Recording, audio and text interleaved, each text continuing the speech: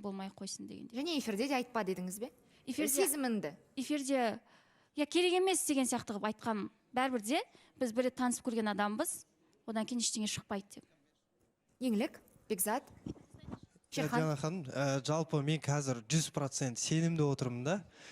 Көрермен тарапынан қазір мөлдірге бір 70% қарсы болып отыр деп ойлаймын. Что мисс болды бұл менсінбей атыр, Тиманы бүйтіп атыр, оны да бір мүмкіндік бере салу оңай ма дегендей қылып айтып отыр да.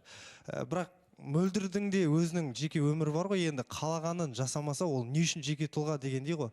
Қазір біз көндіруге тырысқанмен де ертең өкініп қалуы мүмкін да, сендердің нелерің деген сияқты. Сол себептен мөлдір ойланып, ертең нақты. Және де айта кетейінші, мөлдір өзің нақты барлығына стоп қоюың сенің қолыңда жалпы. Қайта-қайта қайталанып, ертең сол әңгіменің астына сен қалып кетесің. Ал Шерхан, сіз досы ретінде Алмат пен Тимурмен жағдайға қатысты не айтасыз?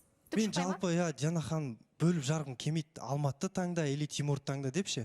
Просто ойлаймын, екеуінің ешқайсысына сезімі бар деп ойламаймын. Мөлдірдің? Жеке менің ойым. Мөлдірдің екеуіне де ойы бар деп ойламаймын. Егер болатын болса, Мөлдірде кезінде Тимаға болды.